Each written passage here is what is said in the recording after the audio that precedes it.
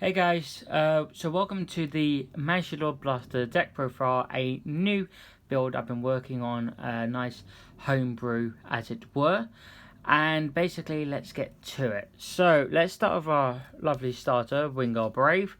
Wingull Brave is actually quite important that we have in this build. The main reason for Wingull Brave personally is because not only does it allow you to put itself into the soul and search any blaster. It's just good to have that instant access, do you know what I mean, to the Wingull Brave. But this doesn't mean we can only play 3 of the grade 1 Wingull Braves, which is a shame, but I think it's a worthwhile sacrifice in my opinion. Right, now we have our main boss monster unit card thing. There we go. Forgot to pick up the other one there. Majesty Lord Blaster. So Majesty Lord Blaster is very, very, very important in my eyes. Here, not only is it the ace of the deck, but it also is literally the thing that's going to make us survive most games. And honestly, you have no idea how important this card can be. So, if Blastblade and Blastdark are in your soul, this unit gets +1 crit. And if this unit is on Van, it gets +5, 5k, and 1 drive. This 5k, it doesn't, you don't realise how much just being an 18k base is on until you're against a deck that just can't hit those numbers, which is beautiful.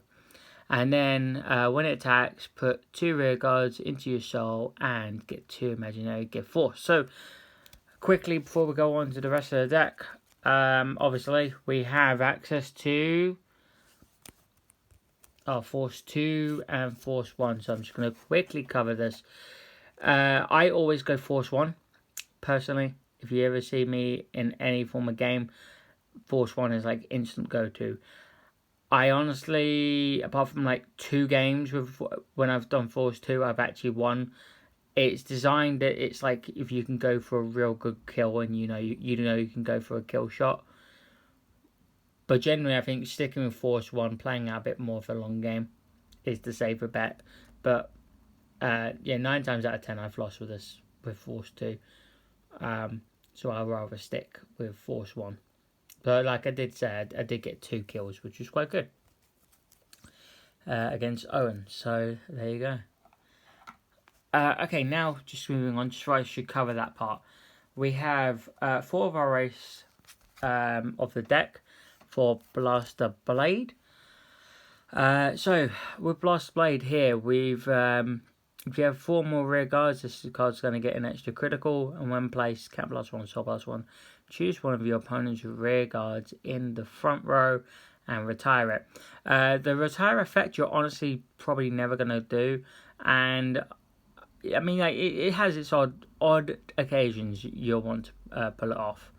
But if you the getting the crit part, I'll be honest with you guys, I just don't. It's not worth it.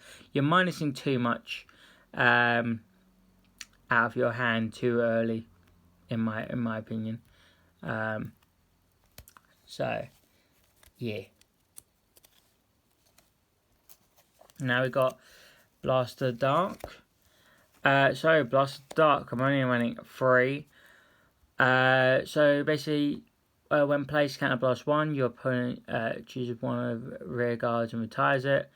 If your opponent has no rear guards, discard a card and you get a drive check. Now this card here is counted as a Royal Paladin. I'm using the one from the Majesty Lord Blaster deck. The reason being is because having that skill, saying this card also a Royal Paladin, means that if I just have this card on the board and I get a damage check and I've got no other Royal Paladin rear guards, my triggers will check. Because if you don't know that, if you have a Shadow Paladin Vanguard and no Royal Paladin rear guards, then your triggers are not able to actually trigger. So you won't be able to get the extra 10k. So yeah, that's something that's not per se important, but it's a fact if you want to run them without you have to pay attention to that. So this is why I do that, just simple. I don't have to waste I don't have to waste cards. I can just go straight for trying to maintain as much hand as possible, because that's kind of what my deck does. I like try to maintain as much hand till MLB, and then I go from there. Right, we have 3 Lu now. Lu here is very, very good. You know, it's when a unit is boosted by a unit, Blast Friend Bark Goal, Floor Power and Floggle until the end of battle. This unit gets extra 3k, so it becomes 12k attacker. And then you can put this into your soul when it's boosted by those, counter +1. And coming out, you can get out Blaster Blade or Blaster Dark. And since you need them to basically perform Majesty Lord Blaster, it makes sense to do that. This adds more aggro during the battle phase, which obviously is quite good. Back in the day of G-Era, some people, what they would do is they'd run 4 of this.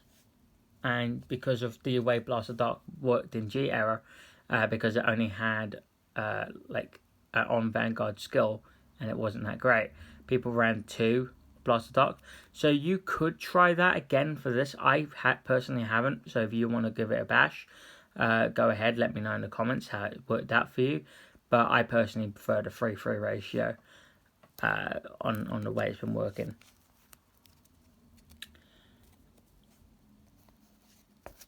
Alright, so we have 3 Starcall Trumpeter. So, when placed, Scan +1, Soul +1, return a card with Blaster in its card name. And when Light and Darkness insects, each drops into your hand. Now, I don't run the order, but this card alone, just by its returning a Blaster to the hand, helps so much. By just, for a Count +1, Soul +1, you are able to return Blaster Blade, Blaster Dark, Blaster Friend Bark Goal, which helps support Lu. It just, you never realise how much this card alone, just returning something from the drop zone that's retired, just helps. And you've got a Blaster Vanguard, which you logically should do, it can boost, which obviously a 10k booster is amazing. And then our final 2 cards is Liverot. So, Liverot is when placed from hand, count +1, search your deck for up to 1 grade 2 card, call it to an open rearguard circle, and shuffle your deck. And if you have no face-up cards in your damage zone, you can Soul Blast for this cost. A lot of people I've seen in previous Royal Paladin builds always done 3 or 4 of this guy. I found he was just never getting used, because it's like he was applicable in the odd occasion. I never really needed him in all occasions, and then suddenly out of nowhere he'll be like really good, but then 9 times out of 10 he just sits in my hand. I'm like, okay. And I noticed in V Premium someone did a dual night list where they only ran 2 of him, and I actually decided, I've never thought about putting this guy to 2, and I have, and ever since then I've decided 2 was always a good number for him. He is able to not only fetch Starcall, who we just saw, can fetch Lu, it can fetch Blaster Blade and Blaster Dark as well if you're missing them. So it can help fix combo pieces if need be, which is quite good. Alright. So, for Blaster Friend Bark Goal. Right.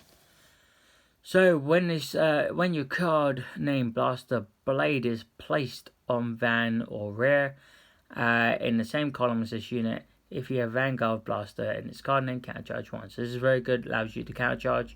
Obviously, specifically, you do need a Blaster in its card name to be able to do this, but nonetheless, it is still quite a solid card. Getting that extra countercharge is always good. Its downside is obviously you can't play it in an Alfred deck because you do require a Blaster Vanguard, and this card specifically states Blaster Blade, which while we only run that, it does mean if you are planning on ever running any other Blaster Blades, he can sadly not work with those. But you have this nonetheless, which is good. Definitely important to try and, because this deck can be quite counterblast heavy, so it does keep things going. And my favourite tech card of this deck, you ready? Painkiller Angel. Ooh, and actually this build has been built for a while. I've been ready to deck profile it. but I was just actually SPing these out. Oh, look at her, she's so beautiful. Love her so much, so good. So at the end of the battle, this unit boosted Soul Plus 1, retire this unit and draw a card. So, sometimes in Majesty Lord Blaster decks, I ran into the issue where, like, I'd want a booster, and then I'd just be putting it into the Soul, and I'm getting triple drive, or quad drive if you're on Crystal Luster. It's cool, but like sometimes I wanted, sometimes I just didn't want to put anything into the Soul, whatever, or like I'd only want to call 2 units. So say I call like a Lou and a Blaster Friend Botcon, and I want a booster, but I don't want to like lose a card out of my hand. I can call her down, and since she's 5k shield, I don't really get bothered by it. You swing with her like behind Majesty Lord Blaster or Crystal Luster being your stride. You swing with her, and then boom, sack her off, and then draw a card. So it just kind of helps like maintain hand, and kind of sort of deals with the minus problem of Majesty Lord Blaster to some extent. And obviously because Majesty Lord Blaster generates Soul so easily, it's not a problem at all. Now we have 3 Wingard Braves, mainly because Wingard Brave helps search so well. So we've got when it attacks or is attack it boosted, hits a Vanguard, look at 7 cards from the top of your deck. Reveal up to 1 card to Blaster and its card name from among them, and put it into your hand, shuffle your deck. It's a very, very good card, just allowing you to search combo pieces early on. And it also adds that on hit pressure, so if your opponent doesn't want you to doesn't want you to actually get any of the combo pieces to your hand, this is a thing that would be worth guarding. And I always look at it like with Wingard Brave, same with the starter as well. If it hits, you win because you get a chance to get the blaster. But if they guard, you also win because you just minus hand out of there. You don't search, but you minus their hand a bit more, which makes it easier for you to kill. That's my view on it, at least. And then 1k to Sanctuary PG. So when you basically guard with it, typical PG stuff. But if your hand has 2 or more cards, choose a card from your hand and discard it. Why this card is actually quite good though is because that means 1 or less. You don't have to pay cost. So for example, if you have so let's say you have 2 cards in hand exactly, right? And you want a guard, I don't know, let's just say Neberos, because I always go against Owen so much. It's because he's the only person I can like card fight ever here. Like I'll discard like a heal trigger, call this out, and since I've got now 1 card left, 1 card or less, I can just basically it's free, which is good. So it hasn't come clutch yet, but I know at some point it's going to, and it's like rather one of those things of it's better to have it now. Yeah, it's better to always have it than to not have it, if you know what I mean. Right, so now we're getting to the proper meat of the deck, other than basically the stuff that is actually going to be winning us the game, if I'm honest. And that is Florpile and Floggle. So this card is very, very powerful. Do not underestimate her. But at the end of the battle, that your unit Blaster Blade, being specifically the Blaster Blade we have, attacks the Vanguard, you may pay the cost. If you do, choose up to 1 of your units named Blaster Blade on rear and stand it. And then return this. Basically return this to your deck and shuffle your deck. So there's 2 main things you want to take away from this. It restands Blaster Blade, and also it bounces back to deck, which is more crits back in deck, right? It's a 5k, which is unfortunate. But however, what I personally think we need to take about this is that, let's say we sack a critical on Blaster Blade. Now that is Blaster Blade swinging with a lot of force markers on it, because that's where he'll mostly go. And you're going to basically swing for like 50, 60k with a crit on him, and you're restanding him about 2 times, 1 or 2 times, that will kill people. That will destroy. That will win games. And it also bounces back to deck as well, which is quite good.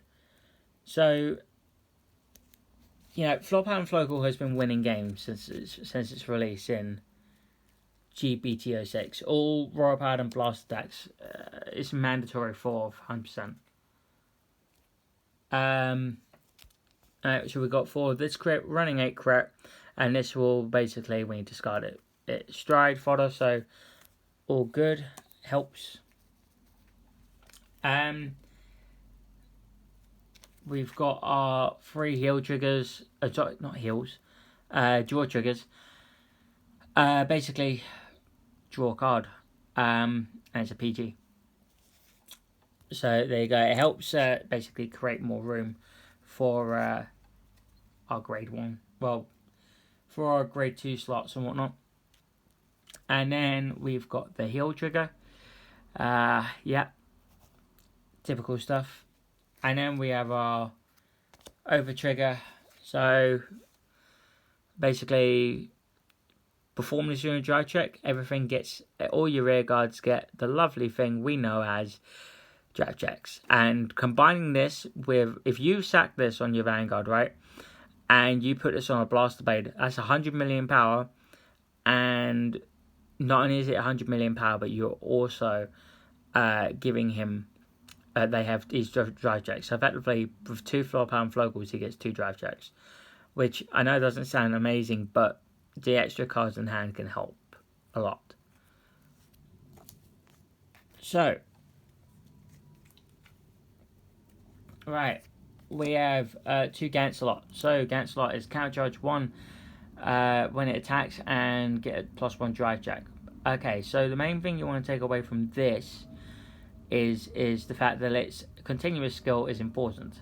And the reason why its continuous skill is important is because it actually states that basically it gives Blast Blades resist, which is very helpful against Kagero matchups and even like hedge round and things like that. So it's very, very handy. The reason I'm running 2, even though most people run it, is as a one-off, and I kind of can understand and agree with it.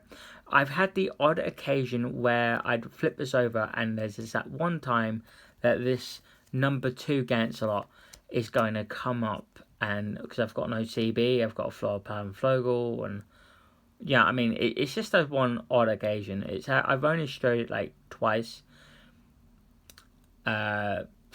Probably this year, just on playing Vanguard for 2021.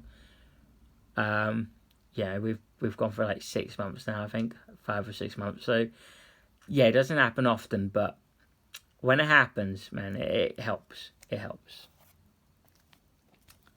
But if you want to try and optimize and do something else, I recommend just a 1.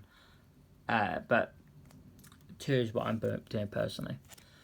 Right, now we have Divine Night King, Alfred Holy Saver. I'll be honest with you, I only have this in here partly because it's an SP. Basically, count blast 1, discard a card, choose a Blaster Blade, and it gets twin drive. So effectively, you're getting 5 drive tracks. It's a good finisher card. I don't always use it for finishing, but there's been the odd occasion where it was the optimal play, and it's more of like one of those, I'm going to run it, and if it comes up, it comes up, you know what I mean? A lot of the time, that's what I feel strides are these days. You got those kind of strides which are like, it'll come up, and then you got the kind of strides that actually matter. Like this guy here, he somewhat matters, believe it or not. He's like a sort of a finisher, but sort of not. So basically, when it attacks, well, boosted, count +1.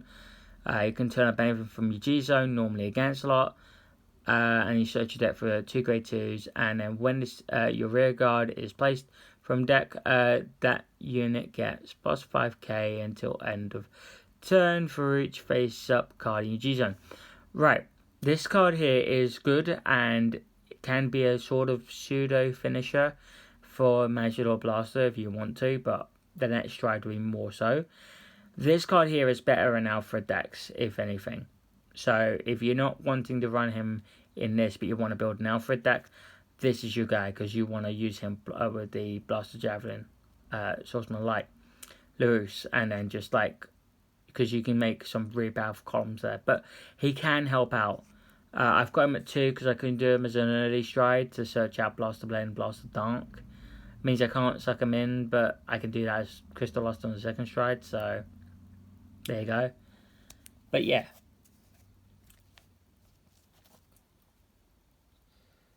Now we have only 3 Crystal Lusters. So Crystal Luster basically is basically you turn a card from G-Zone face up, and then it copies the heart. So it's going to be copying Majesty Lord Blaster. If you have 3 or more grade 2 or greater units, basically your opponent has to call 3 cards from her hand at once. And if it's PG, it's 4 cards. It's GB3 though, so it's more like a second stride thing. This is more of a finisher. While most people run this at 4, I think 3 is more than enough personally. Though I might take out a twin sword for an extra one because I love the art. We'll see what happens really on that one. But yeah, that's more the true finisher. Well, true normal stride finisher. We have Agnos. Agnos is just Counterblast 1, Soul Blast 1. Effectively call everything in your hand. Basically it's you just got to call 5 cards. Because your raw hand don't have any Excel markers. And then you just draw 3. I never really use them, to be honest. But it's there just in case. You know, you never know. It might happen. And obviously you get 3 strikers, a progenitor. Now, the ultimate win con. Obviously, Ultima here. The reason why this is super important is because if by chance you have the ability to use this and you haven't used the over trigger, being this guy, this is like a ultra win con, right? What you want ideally is some Blaster Blades, some Floor Pattern Flogels, and you want to do, so you want to stack, right? Make sure you stack the critical trigger on top and the over trigger as your second trigger. Specifically, why you have to do this is because the over trigger draws a card, which means that when you draw a card, you effectively put it at the top, you'll draw the crit. And obviously, if you give 10k, you give basically when he attacks, all trigger effects go to everybody, right? So he'll be basically a critical trigger to everyone, and plus 10k, and then the over trigger goes off, and then everyone gets the effect, so everyone becomes 100 million, which is pretty darn sweet, and everyone's got the drive checks. And of course, if you've got a couple of Floor Power Flogels and a Blaster Blade, yeah, that is going to be victory right there. And I highly love it every time it happens. Right, we've got Dismal. Dismal is here for one purpose and one purpose only.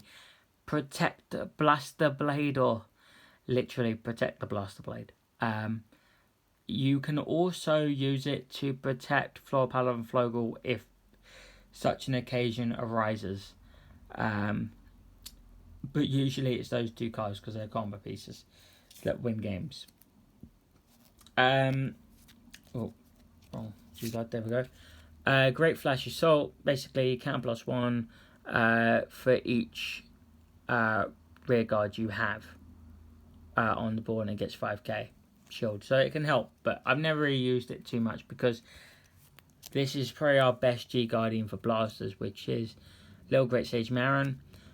Basically you want to, so when you G guard with it, Soul Blast 1, search your deck for a grade 1 or higher, and you can guard with that. So if you guard with it like a Wingull Brave, that's 10k, so that will be 15k shield upon its own 15k itself, because it gives the shield 5k.